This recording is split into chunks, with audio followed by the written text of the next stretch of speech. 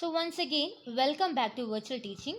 നമ്മൾ ഡിസ്കസ് ചെയ്യാൻ പോകുന്നത് ബികോം സെമിസ്റ്റർ 1-ലെ CRAയിലെ 5th മൊഡ്യൂളായ വൈൻഡിങ് അപ്പാണ്. അപ്പോൾ നമുക്ക് ക്വസ്റ്റ്യനെ ഇമ്പോർട്ടൻ്റ് ആയിട്ടുള്ള 50 മാർക്ക് ക്വസ്റ്റ്യൻസ് ഡിസ്കസ് ചെയ്യാം ഈ ഒരു മൊഡ്യൂളിലെ. ഫസ്റ്റ് ക്വസ്റ്റ്യൻ ആണ്, what are the various modes of winding up of a company? എങ്ങനെയൊക്കെ നമുക്കൊരു കമ്പനി വൈൻഡ് അപ്പ് ചെയ്യാൻ പറ്റും? There are mainly 2 ways to wind up a company. ഒരു കമ്പനി വൈൻഡ് അപ്പ് ചെയ്യാൻ 2 വഴികളുണ്ട്. ഒന്നാമത്തത് winding up by tribunal or compulsory winding up. Tribunal പറഞ്ഞിട്ട് നമ്മൾ വൈൻഡ് അപ്പ് ചെയ്യുക. അതിൻ്റെ വേറെ പേരാണ് കമ്പൽസറി ആയിട്ട് വൈൻഡ് അപ്പ് ചെയ്യുക എന്നത്, കമ്പൽസറി വൈൻഡിങ് അപ്പ്. രണ്ടാമത്തെ ടൈപ്പാണ് വോളണ്ടറി വൈൻഡിങ് അപ്പ്. നമ്മൾ നമ്മുടെ ഇഷ്ടത്തിന് തന്നെ വൈൻഡ് അപ്പ് ചെയ്യുകയാണെങ്കിൽ അതാണ് വോളണ്ടറി വൈൻഡിങ് അപ്പ് എന്ന് പറഞ്ഞിട്ടുള്ളത്. സോ ഫസ്റ്റ് വൺ എന്ന് നോക്കാം, വൈൻഡിങ് അപ്പ് ബൈ ട്രിബ്യൂണൽ. ഏത് കേസിലായിരിക്കും ട്രിബ്യൂണൽ നമ്മളോട് കമ്പനി പൂട്ടണമെന്ന് പറയുക? Case 1, if company is unable to pay debt. കമ്പനിയുടെ കടങ്ങൾ കമ്പനിക്ക് അടയ്ക്കാൻ പറ്റുന്നില്ല അല്ലെങ്കിൽ തിരിച്ചു കൊടുക്കാൻ പറ്റുന്നില്ലാത്ത അവസ്ഥ വരികയാണെങ്കിൽ ട്രിബ്യൂണൽ പറയും ഈ കമ്പനീനെ മുന്നോട്ട് കൊണ്ടുപോയിട്ട് കാര്യമില്ല, കമ്പനി പൂട്ടിക്കോളാൻ.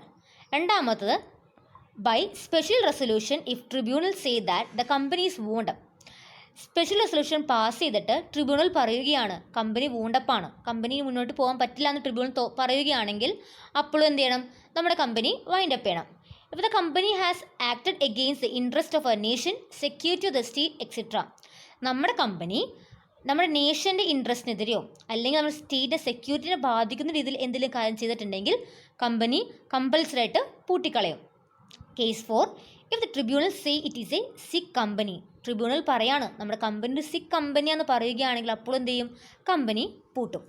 ഇനി case 5, according to the application made by registrar or any other person authorized by central government notified that the affair of the company has been conducted in a fraudulent manner. അപ്പോൾ എന്താണ്? ഒന്നില്ലെങ്കിൽ registrar തന്നെ ഒരു application അയച്ച്, അല്ലെങ്കിൽ central government authorised ആയിട്ടുള്ള ഏതെങ്കിലും persons ഉണ്ടാവും, അവർ പറയാണ് നമ്മുടെ കമ്പനി ഫ്രോഡ്ലൻറ്റ് മാനറിലാണ്, തെറ്റായ രീതിയിലാണ് കമ്പനി മുന്നോട്ട് നടക്കുന്നത്, കമ്പനിയുടെ അഫയേഴ്സ് എല്ലാം ഫ്രോഡ്ലൻറ്റ് മാനറിലാണെന്ന് കണ്ടുപിടിച്ച് കഴിഞ്ഞാൽ ആ കമ്പനി പൂട്ടാൻ വേണ്ടി ട്രിബ്യൂണൽ പറയും. ഇനി ലാസ്റ്റ് കേസാണ്, if the company has made A default in filing with registrar it's financial statement annual return etcetera. എന്താണ്? കമ്പനിയുടെ ഫിനാൻഷ്യൽ സ്റ്റേറ്റ്മെൻറ്റ്സും ആനുവൽ റിട്ടേൺസും അതൊക്കെ ഫയൽ ചെയ്യുന്നതിൽ എന്തെങ്കിലും ഡീഫോൾട്ട് വരുത്തി കഴിഞ്ഞാൽ അപ്പോഴും എന്ത് ചെയ്യും? ട്രിബ്യൂണൽ പറയും കമ്പനി പൂട്ടണമെന്ന്. ഇനി ഈ 6 കേസ് അല്ലാണ്ട് ഇനി അടുത്ത കുറച്ചൊരു 2-3 കേസ് ഉണ്ട്. അതാണ് ജസ്റ്റ് ആൻഡ് എക്വിറ്റബിൾ ക്ലോസ് എന്ന് പറഞ്ഞിട്ടുള്ളത്. ഇതൊന്നല്ലാണ്ട് ഇനി വേറെ കേസുകൾ എപ്പോഴൊക്കെയാണ് ട്രിബ്യൂണൽ കമ്പനിയോട് കമ്പൽസറി ആയിട്ട് വൈൻഡ് അപ്പ് ചെയ്യാൻ പറയുന്നത്? ഒന്നാമത്തത് subject matter of the company is gone. നമ്മുടെ കമ്പനി ഫോം ചെയ്തത് വേറൊരു സബ്ജക്റ്റ് മാറ്ററിനാണ്, എന്നാൽ ഇപ്പോൾ കമ്പനി നടക്കുന്നത് വേറെ സബ്ജക്റ്റ് മാറ്ററിനാണ്. ഫോർ എക്സാമ്പിൾ, ഇപ്പോൾ നമ്മുടെ കമ്പനി സ്റ്റാർട്ട് ചെയ്ത് ടെക്സ്റ്റൈൽ ഷോപ്പായിട്ടാണ്, എന്നാൽ ഇപ്പോൾ കമ്പനി ടെക്സ്റ്റൈൽ ഷോപ്പല്ല നടത്തുന്നത്, പകരം സോഫ്റ്റ് ഡ്രിങ്ക്സ് ആണ്. എന്നാൽ ഈ ഒരു കാര്യം രജിസ്റ്റർ അറിയിച്ചിട്ടില്ല, ഒന്നും ചെയ്തിട്ടില്ല. അങ്ങനെ കമ്പനിയുടെ സബ്ജക്റ്റ് മാറ്ററിൽ ചേഞ്ച് വരികയാണെങ്കിൽ അപ്പോഴും കമ്പനി എന്ത് ചെയ്യും? പൂട്ടിയും. കാരണം ആ ഒരു കമ്പനി ഇൻകോപ്പറേറ്റ് ചെയ്തിരിക്കുന്നത് അതിനു വേണ്ടിയല്ല, വേറൊരു ബിസിനസ് നടത്താൻ വേണ്ടിയായിരുന്നു. രണ്ടാമത് company done any illegal business. Company എന്തെങ്കിലും ഇല്ലീഗലായിട്ടുള്ള ബിസിനസ് നടത്തുകയാണെങ്കിൽ അപ്പോഴും കമ്പനി എന്ത് ചെയ്യും? പൂട്ടിക്കും. Company carry business against public interest. സൊസൈറ്റിക്കെതിരെയോ അല്ലെങ്കിൽ പബ്ലിക്കിൻ്റെ എതിരെയായിട്ട് ഏതെങ്കിലും ബിസിനസ്സാണ് കമ്പനി ക്യാരി ചെയ്യുന്നെങ്കിലും അപ്പോഴും എന്ത് ചെയ്യും? ട്രിബ്യൂണൽ വന്ന് കമ്പൽസറി ആയിട്ട് നമ്മുടെ കമ്പനി പൂട്ടിക്കും. ഇനി അടുത്താണ് voluntary winding up. Winding up by the members of the company without intervention of the tribunal. ട്രിബ്യൂണലിൻ്റെ ഇൻക്ലൂഡിങ് അല്ലെങ്കിൽ ഇൻ്റർവെൻഷൻ ഇല്ലാണ്ട് കമ്പനിയിൽ മെമ്പേഴ്സ് തന്നെ തീരുമാനിക്കുകയാണ് നമുക്ക് കമ്പനി പൂട്ടാമെന്ന് തീരുമാനിക്കുകയാണെങ്കിൽ അതിന് വിളിക്കുന്ന പേരാണ് വോളണ്ടറി വൈൻഡിങ് അപ്പ് എന്ന് പറഞ്ഞിട്ടുള്ളത്. അതിൽ കേസ് 1 ആണ്, expiry of the period of duration of the business if any fixed by the article. ആർട്ടിക്കിളിൽ പറഞ്ഞിട്ടുണ്ടാവും ഇത്ര കൊല്ലത്തേക്കാണ് ബിസിനസ് റൺ ചെയ്യേണ്ടത്. ഇപ്പോൾ ആർട്ടിക്കിളിൽ പറഞ്ഞിട്ടുള്ള 50 കൊല്ലമാണെങ്കിൽ ആ 50 കൊല്ലം കംപ്ലീറ്റ് ചെയ്ത് കഴിഞ്ഞ് കഴിഞ്ഞാൽ ബിസിനസ് ഇനി മുന്നോട്ട് നടക്കാൻ പാടില്ല, അവിടെ വെച്ച് കമ്പനി എന്ത് ചെയ്യണം? പൂട്ടണം. രണ്ടാമത്തത്, on the occurrence of any event in respect of which article provide that the company should be dissolved. ഏതെങ്കിലും ഒരു പാർട്ടിക്കുലർ ഈവൻറ്റ് നടന്നു കഴിഞ്ഞ് കഴിഞ്ഞാൽ കമ്പനി പൂട്ടണം എന്ന ആർട്ടിക്കിൾ പറഞ്ഞിട്ടുണ്ടാവും. ഫോർ എക്സാമ്പിൾ, നമ്മുടെ കമ്പനി സ്റ്റാർട്ട് ചെയ്തിരിക്കുന്നത് ഒരു ബ്രിഡ്ജ് പണിക്ക് വേണ്ടിയാണ്. ആ ഒരു ബ്രിഡ്ജ് പണി കംപ്ലീറ്റ് ആയി കഴിഞ്ഞ് കഴിഞ്ഞാൽ പിന്നെ കമ്പനിയുടെ ആവശ്യമില്ല, ആ കമ്പനി അടച്ച് ഡിസോൾവ് ആക്കണം. അതാ പറഞ്ഞിട്ടുള്ളത് on the occurrence of any event. ആ ഏതൊരു ഈവൻറ്റ് ഒക്കർ ചെയ്ത് കഴിഞ്ഞാൽ അത് ആർട്ടിക്കിൾ സ്പെസിഫൈ ചെയ്തിട്ടുണ്ടാവും, നടന്നതിനെ കമ്പനി എന്ത് ചെയ്തിരിക്കണം? ഡിസോൾവ് ആയിരിക്കണം. Third case, a special resolution shall be passed by the company in general meeting that company is wound up voluntarily. നമ്മുടെ കമ്പനിയിൽ ജനറൽ മീറ്റിങ്ങിൻ്റെ സമയത്ത് ഒരു സ്പെഷ്യൽ റെസൊല്യൂഷൻ പാസ് ചെയ്തിട്ടുണ്ട്, അതിൽ പറഞ്ഞിട്ടുണ്ട് കമ്പനി വോണ്ടപ്പ് ആയിട്ടുണ്ട്, നമുക്ക് കമ്പനി നിർത്താൻ വേണ്ടി സ്വയം തീരുമാനിക്കുന്ന, അതാണ് തേർഡ് കേസ് എന്ന് പറഞ്ഞിട്ടുള്ളത്. അപ്പോൾ ഇത്രയും കാര്യങ്ങളാണ് വൈൻഡിങ് ഓഫ് എ കമ്പനിയിലെ first question. Explain winding of a company. Okay, രണ്ടാമത്തെ ക്വസ്റ്റ്യനാണ് explain the process of compulsory winding up. ഇനി കമ്പൽസറി വൈൻഡിങ് അപ്പ് എടുക്കുകയാണെങ്കിൽ അതിൻ്റെ പ്രോസസ്സ് ഒന്ന് എക്സ്പ്ലെയിൻ ചെയ്യാനാണ് പറഞ്ഞിട്ടുള്ളത്. അപ്പോൾ കമ്പൽസറി വൈൻഡിങ് അപ്പ് പ്രോസസ്സ് നമ്മൾ എഴുതുന്ന മുമ്പ്, ആൻസർ പേപ്പറിൽ എഴുതുന്ന മുമ്പ് ഫസ്റ്റ് നമ്മൾ എന്ത് മെൻഷൻ ചെയ്തിരിക്കണം? കമ്പൽസറി വൈൻഡിങ് അപ്പ് എന്താണെന്ന് കാണിക്കുക. അതേപോലെ തന്നെ എന്തൊക്കെ റീസൺ കൊണ്ടാണ് കമ്പൽസറി വൈൻഡിങ് അപ്പ് ഉണ്ടായത്. ഫസ്റ്റ് ആൻസർ ഇല്ലേ, ആൻസറിലെ പോയിന്റ്സ് ആദ്യം, ആ കേസുകൾ അങ്ങനെ ചെയ്താൽ എന്നിട്ടാണ് നമ്മുടെ കമ്പൽസറി വൈൻഡിങ് അപ്പിൻ്റെ പ്രോസസ്സ് നമ്മൾ മെൻഷൻ ചെയ്യാൻ വേണ്ടി. അപ്പോൾ എന്തൊക്കെയാണ്? ഫസ്റ്റ് വൺ ആണ് ഫയലിംഗ് എ പെറ്റീഷൻ. പെറ്റീഷൻ ആണ് നമ്മൾ എന്ത് ചെയ്യണം? ഫയൽ ചെയ്യണം. Following person can file A petition. അപ്പോൾ ആർക്കൊക്കെ ഇനി പെറ്റീഷൻ ഫയൽ ചെയ്യാം? ഒന്നില്ലെങ്കിൽ കമ്പനിക്ക് തന്നെ ഫയൽ ചെയ്യാം, ക്രെഡിറ്റേഴ്സിന് ഫയൽ ചെയ്യാം, അല്ലെങ്കിൽ കോൺട്രിബ്യൂട്ടറിന് ഫയൽ ചെയ്യാം. ആരാണ് ഈ contributory? Contributory is a person who is liable to contribute towards asset of the company during the winding up. Contributor ഒരു പേഴ്സൺ ആണ്. അവരെന്താണ്? ഈ കമ്പനി വൈൻഡ് അപ്പ് ചെയ്യുന്ന സമയത്ത് നമ്മൾ കാശ് തന്നോളാം, ഞങ്ങൾ കാശിന് സഹായിച്ചോളാം എന്ന് പറയുന്ന, ആ ഒരു കോൺട്രിബ്യൂട്ട് ചെയ്തോളാം എന്ന് പറയുന്ന ആൾക്കാരെ കോൺട്രിബ്യൂട്ടറി എന്ന് പറഞ്ഞിട്ടുള്ളത്. ഇവർക്കൊക്കെ എന്ത് ചെയ്യാം? ഈ പെറ്റീഷൻ ഫയൽ ചെയ്യാം. രജിസ്റ്റർ ഓഫ് ദ കമ്പനീസ്, ഇവർക്ക് എല്ലാവർക്കും പിന്നെ എന്താണ് രജിസ്ട്രാറിനും അതുപോലെ തന്നെ ഈ പെറ്റീഷൻ ഫയൽ ചെയ്യാവുന്നതാണ്. ഫസ്റ്റ് പോയിന്റ് എന്താ? ഇപ്പോൾ പെറ്റീഷൻ അത് തന്നെ ഫയൽ ചെയ്യുക. രണ്ടാമത് ട്രിബ്യൂണൽ ഹിയറിംഗ് ദ പെറ്റീഷൻ. ഇനി ട്രിബ്യൂണൽ ആ പെറ്റീഷൻ ഹിയർ ചെയ്യും. അപ്പോൾ ആ പെറ്റീഷൻ കണ്ടു കഴിഞ്ഞാൽ ട്രിബ്യൂണൽ എന്തൊക്കെ ഡിസിഷൻസ് എടുക്കാം? ഒന്നില്ലെങ്കിൽ ഡിസ്മിസ് പെറ്റീഷൻ, ആ പെറ്റീഷൻ തെറ്റാന്ന് പറഞ്ഞാൽ പെറ്റീഷൻ തള്ളിക്കളയാം. രണ്ടാമത് make any order as it think fit, അല്ലെങ്കിൽ എന്താണ് ആ ഒരു പെറ്റീഷന് ഫിറ്റ് ആവുന്ന രീതിയിൽ ഇതിലൊരു ഓർഡർ മേക്ക് ചെയ്യാം. അല്ലെങ്കിൽ അപ്പോയിൻ്റ് ലിക്വിഡേറ്റർ, ആ ഒരു കമ്പനി വൈൻഡപ്പ് ചെയ്യാൻ വേണ്ടി ഉള്ള ലിക്വിഡേറ്ററിന് അപ്പോയിൻറ്റ് ചെയ്യാം. Make an order for winding up, അല്ലെങ്കിൽ എന്താണ് വൈൻഡിങ് അപ്പിന് വേണ്ടിയുള്ള ഓർഡർ മേക്ക് ചെയ്യാം. അല്ലെങ്കിൽ make any other order that it things fit, അല്ലെങ്കിൽ എന്ത് ചെയ്യാം ആ ഒരു പെറ്റീഷന് ചേരുന്ന ഇതിലുള്ള ഏതിലും വേറെ ഏതിലും ഓർഡർ ട്രിബ്യൂണലിൽ മേക്ക് ചെയ്യാവുന്നതാണ്. ഇനി തേർഡ് സ്റ്റെപ്പാണ് അപ്പോയിൻമെൻറ്റ് ഓഫ് ഒഫീഷ്യൽ ലിക്വിഡേറ്റർ. ഒരു ഒഫീഷ്യൽ ലിക്വിഡേറ്ററിനെ അപ്പോയിൻറ്റ് ചെയ്യണം. In case of tribunal find that there is sufficient reason to winding up the company it will pass the winding up order. ആ petition വായിച്ച് കഴിഞ്ഞിട്ട് tribunal തോന്നാണ് ഈ company wind up ചെയ്യാൻ വേണ്ടിയുള്ള specific reasons എല്ലാം അതിലുണ്ട്, എന്ത് ചെയ്യും? ട്രിബ്യൂണൽ അപ്പോൾ തന്നെ വൈൻഡിങ് അപ്പ് ഓർഡർ പാസ് ചെയ്യും.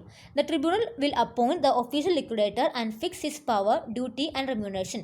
വൈൻഡിങ് അപ്പ് ഓർഡർ പാസ് ചെയ്ത് കഴിഞ്ഞാൽ ട്രിബ്യൂണൽ എന്ത് ചെയ്യും? ഒരു ഒഫീഷ്യൽ ലിക്വിഡേറ്ററിനെ അപ്പോയിൻറ്റ് ചെയ്യുകയും എന്നിട്ട് ആ ഒഫീഷ്യൽ ലിക്വിഡേറ്ററിൻ്റെ പവറും ഡ്യൂട്ടീസും റെമ്യൂണറേഷനൊക്കെ ഫിറ്റ് ചെയ്യും. An official liquidator is only the person who is competent to act as a liquidator in a winding up by the tribunal. Tribunal wind up ചെയ്യുകയാണെങ്കിൽ ആ ടൈമിൽ ലിക്വിഡേറ്റർ ആവാൻ വേണ്ടി ആ കോപ്പറ്റൻ്റ് ആരാണ്? ഈ ഒഫീഷ്യൽ ലിക്വിഡേറ്റർ മാത്രമേ, ആ ഒഫീഷ്യൽ ലിക്വിഡേറ്ററിന് മാത്രമേ ലിക്വിഡേറ്ററായിട്ട് ആ കമ്പനി വൈൻഡ് അപ്പ് ചെയ്യാൻ വേണ്ടി നിൽക്കാൻ പാടുള്ളൂ. ഓക്കെ, ഡി ആണ് report by the liquidator. Liquidator has to submit the report within 60 days. എന്ത് ചെയ്തിരിക്കണം? ലിക്വിഡേറ്റർ 60 ദിവസത്തിനുള്ളിൽ തന്നെ ആ റിപ്പോർട്ട് ട്രിബ്യൂണലിലേക്ക് സബ്മിറ്റ് ചെയ്യണം. ആ റിപ്പോർട്ടിൽ എന്തൊക്കെ ഉണ്ടായിരിക്കണം? The report shall include nature and detail of the asset of the company. കമ്പനിയുടെ അസറ്റിൻ്റെ നേച്ചറും, അത് ഫിക്സഡ് ആണോ കറണ്ട് അസറ്റ് ആണോ, അങ്ങനെ നേച്ചറും അതേപോലെ ഡീറ്റെയിൽസും മെൻഷൻ ചെയ്തിരിക്കണം. Amount of capital issued, subscribe and paid up. എന്തോരം ക്യാപിറ്റൽ ഇഷ്യൂ ചെയ്തിട്ടുണ്ട്, അതിൽ എത്ര സബ്സ്ക്രൈബ് ചെയ്തിട്ടുണ്ട്, എന്തോരം പെയ്ഡ് അപ്പ് ചെയ്തിട്ടുണ്ട്. എക്സിസ്റ്റിംഗ് ലയബിലിറ്റി, എന്തോരം കടം നമ്മുടെ കമ്പനിക്കുണ്ട്. The debt due to the company, their names, address and occupation of the person from whom the company should get the money and the amount likely to be due. ഇനി കമ്പനിക്ക് എന്തോരം കാശ് കിട്ടാനുണ്ട് ഇങ്ങോട്ട്, ആ കിട്ടാനുള്ള ആളുടെ പേര്, നമുക്ക് കമ്പനിക്ക് വേണ്ടി കാശ് തരാനുള്ള ആളുടെ പേര്, അഡ്രസ്സ്, അദ്ദേഹത്തിൻ്റെ ഒക്യുപ്പേഷൻ എല്ലാം കൃത്യമായിട്ട് കളക്ട് ചെയ്യണം. List of contributories, company wind up ചെയ്യുന്ന സമയത്ത് കോൺട്രിബ്യൂട്ട് ചെയ്യാന്ന് പറഞ്ഞ ആൾക്കാരുടെ ലിസ്റ്റ് അത് വേണം കൃത്യമായിട്ട്. ഡീറ്റെയിൽസ് ഓഫ് ട്രേഡ് മാർക്ക്, നമ്മുടെ കമ്പനിയുടെ trade mark details, details of collaboration, joint venture etcetera. നമ്മുടെ കമ്പനിക്ക് ഇതിൽ കൊളാബറേഷൻസോ ജോയിൻറ്റ് വെഞ്ചറോ ഉണ്ടെങ്കിൽ അതിൻ്റെ ഡീറ്റെയിൽസ് എല്ലാം റിപ്പോർട്ടിൽ ഇൻക്ലൂഡ് ചെയ്തിരിക്കണം. ഓക്കെ, ഇനി ഇ അതാണ് liquidator has to exercise the power according to the direction of the tribunal. Tribunal പറഞ്ഞിരിക്കുന്ന രീതിയിൽ മാത്രമേ ലിക്വിഡേറ്റർ ഫംഗ്ഷൻ ചെയ്യാൻ വേണ്ടി പാടുള്ളൂ. Liquidator has to carry out the business till the beneficiary winding up.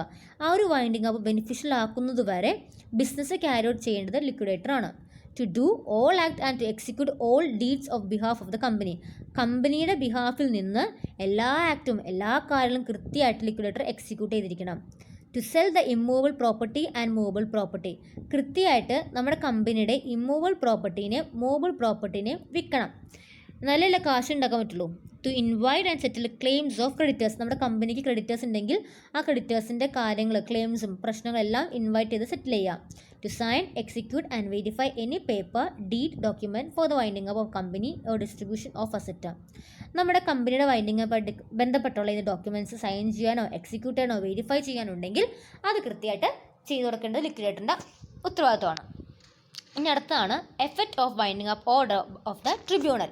ഈ ട്രിബ്യൂണലിൻ്റെ വൈൻഡിങ് അപ്പ് ഓർഡറിൻ്റെ എഫക്ട്സ് എന്തൊക്കെ നോക്കാം. In case of winding up order pass by tribunal, it is expressly stated by the act that the order for the winding up of a company shall operate in favour of all the creditors and all contributory of the company. അപ്പോൾ എന്താണ്, winding up order pass ചെയ്ത് കഴിഞ്ഞാൽ മനസ്സിലാക്കുക ഇനി എന്താണ് ആ company നടക്കാൻ പോണത് ആരുടെ ഫേവർ അനുസരിച്ചായിരിക്കും, ആർക്ക് ഗുണകരം രീതിയിലായിരിക്കും, ക്രെഡിറ്റേഴ്സിനും കോൺട്രിബ്യൂട്ടേഴ്സിനും ഫേവർ ചെയ്യുന്ന രീതിയിലായിരിക്കും ആ കമ്പനി റൺ ചെയ്യുക. So later no one can challenge the validity of winding up later. പിന്നീട് അപ്പോൾ അങ്ങനെ പറയുന്നതുകൊണ്ട് തന്നെ പിന്നീട് ആർക്കും വൈൻഡിങ് അപ്പിൻ്റെ കാര്യങ്ങളെ പറ്റി ഒന്നും അതിൻ്റെ വാലിഡിറ്റിയും ഒരു കുറ്റങ്ങളൊന്നും ആർക്കും തന്നെ പറയാൻ പറ്റില്ല. അപ്പോൾ എന്താണ്, വൈൻഡിങ് അപ്പ് ഓർഡർ പാസ് ചെയ്ത് കഴിഞ്ഞ് കഴിഞ്ഞാൽ പിന്നെ ആ കമ്പനി വർക്ക് ചെയ്യുന്നവരുടെ ഫേവറിലായിരിക്കും, ക്രെഡിറ്റേഴ്സിൻ്റെയും അതേപോലെ തന്നെ കോൺട്രിബ്യൂട്ടേഴ്സിൻ്റെയും ഫേവറിലായിരിക്കും. നെക്സ്റ്റ് നോക്കാൻ പോകുന്ന ഇമ്പോർട്ടൻറ്റ് 5 മാർക്ക് ക്വസ്റ്റ്യൻസ് ആണ്. അതിൽ ഫസ്റ്റ് വൺ ആണ് explain the commencement of voluntary winding up. ഇനി എങ്ങനെയാണ് ഈ വോളണ്ടറി വൈൻഡിങ് അപ്പ് കമൻസ് ചെയ്യുക, അല്ലെങ്കിൽ എങ്ങനെയൊക്കെ നമുക്ക് വൈൻഡിങ് അപ്പ് വോളണ്ടറി നടത്താം. ഫസ്റ്റ് വൺ ആണ് appointment of company liquidator. First നമ്മൾ എന്ത് ചെയ്യണം, ഒരു കമ്പനി ലിക്വിഡേറ്ററിനെ അപ്പോയിൻറ്റ് ചെയ്യണം.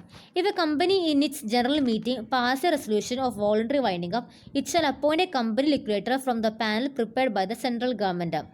അപ്പോൾ എന്താണ്, നമ്മുടെ കമ്പനി ജനറൽ മീറ്റിങ്ങിൽ റെസൊല്യൂഷൻ പാസ് ചെയ്ത് പറയുകയാണ് നമ്മുടെ കമ്പനി വോളണ്ടറി ആയിട്ട് വൈൻഡ് അപ്പ് ചെയ്യാൻ പോകുമെന്ന് പറഞ്ഞു കഴിഞ്ഞാൽ കമ്പനി എന്ത് ചെയ്തിരിക്കണം, സെൻട്രൽ ഗവൺമെൻറ് ഒരു പാനലുണ്ട്, സെൻട്രൽ ഗവൺമെൻറ് പ്രിപ്പയർ ചെയ്തൊരു പാനലുണ്ട്, ആ പാനലിൽ നിന്ന് ഒരു കമ്പനി ലിക്വിഡേറ്ററിനെ അപ്പോയിൻറ്റ് ചെയ്യുക.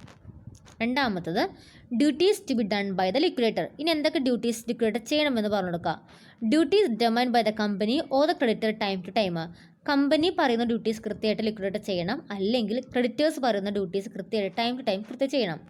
He shall settle the list of contributories.